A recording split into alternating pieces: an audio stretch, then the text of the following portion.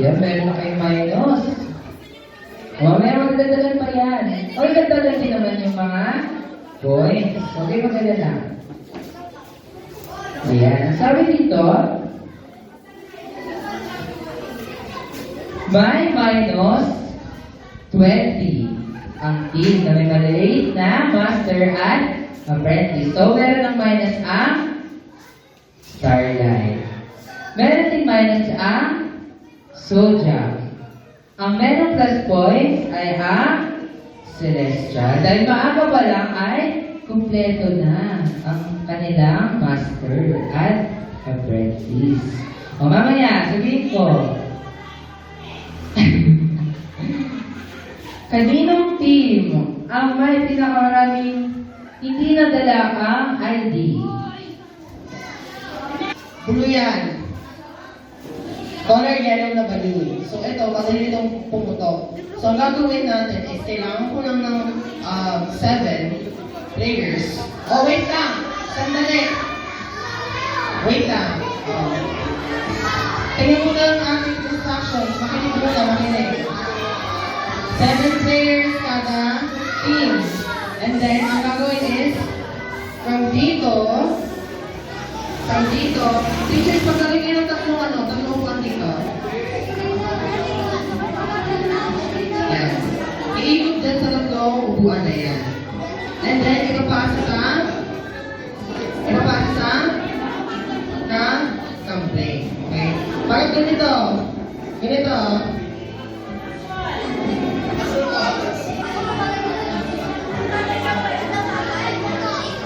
Oh. Pwede ba tupakan? No. Ano lang? Upuan lang. Okay na ba? Okay. Wait lang. Try na lang muna to ha. 1, 2, practice. 1, 2, 3, go. O yan. Ganyan ha. Pabilisan yan ha. Try lang muna. Pako na pa. Wait lang. Sige, wait lang. Sandali. Ayan. Sige, meron. And then kapag last na, try lang muna. Sige. Huwag puputulong yung balon ha.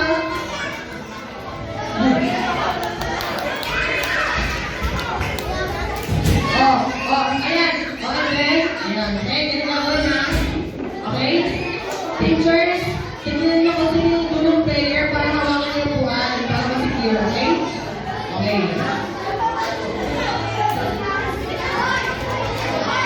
Dali, paunahan. At dito lang yung linya, wala nalagpas dito ha.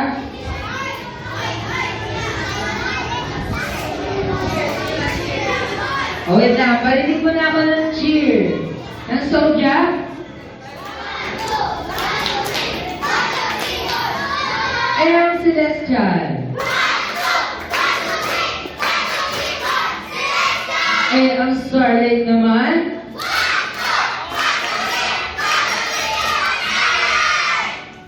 Simulan ang game. 3, 2, 1, go! Madulas ha? Pasa, punta sa likod. Lumitawan. Teacher, tingnan niyo mabuti dito na una.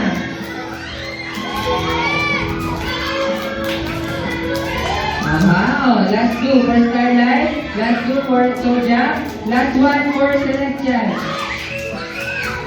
Parado! Dali! Ang nauna ay Celestial. O, ito na chill.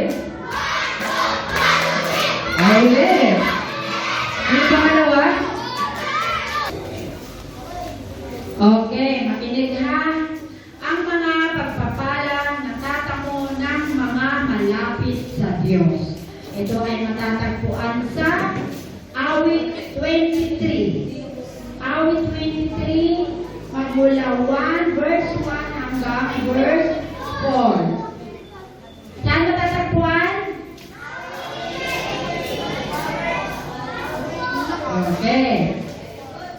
Mga bata, isipin mo na nag-iisa ka lang sa isang lugar na walang kakilala. Naranasan nyo yun? Naranasan nyo na ba yun? Yung nasa isang lugar kayo na wala kayong kakilala? O sige, isipin natin parang ganon. Sino ang ngayon. Oo, marahil ang iyong mga magulang na pinakamamahal mo. Kung kasama mo ang iyong mga magulang, hindi mo kailangang mag-alala kahit na wala kang kakilala o kahit na bata ka pa. Iyan ay dahil nandyan ang iyong mga magulang upang tulungan ka at ibigay ang lahat ng iyong mga pangangailangan. Sino ang walang magulang dito? Taas ang paa! Sino ang buhay pang mga magulang? O di ba halos lahat kayo? Kaya salamat sa Diyos. Buhay kayo ang ating mga magulang kahit pa paano. Kaya habang nabubuhay ang iyong mga magulang, patuloy nyo silang mamahalin. Huwag susuwayin. Ha? Pag inutusan kayo, ano gagawin? O, susundin. Sabi nyo yan. Joshua chapter 1 verse 9. Have I not commanded you? Be strong and courageous. Do not be afraid. Do not be discouraged. For the Lord your God will be with you wherever you go.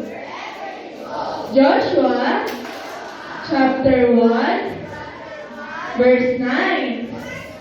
Ayan, isa pa, sabay na kayo sa amin ha. Joshua chapter 1 verse 9. Have I not commanded you? Be strong and courageous. Do not be afraid. Do not be discouraged. For the Lord your God will be with you wherever you go. Joshua chapter 1 verse 9. Ayan, palakpakan naman natin ang ating mga sarili. Yes! Ano? Ibahin natin ang tanong. Ano ang title ng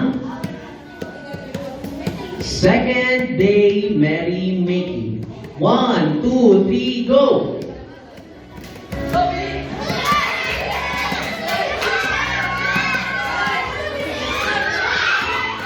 Okay, bulong. Ang magandang regalo, 75 points, Caroline! Perfect. Okay. Ano ang title ng ating sermon for today? 1, 2. Kailangan nyo kumama ka, titignan nyo. 1, 2, 3, go!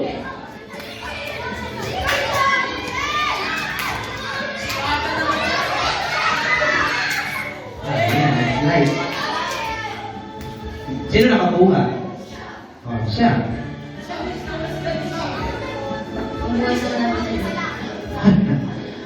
Tama ba? Mali, di ba? Kahapon yun eh. O, ikaw.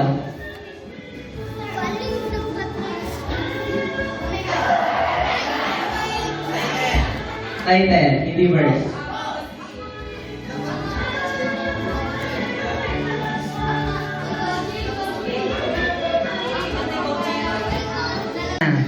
Asan ang cheer ng Soja? Ang Starlight? Ayan. O, DBBS 2024? Ayan. Tayo kumanta.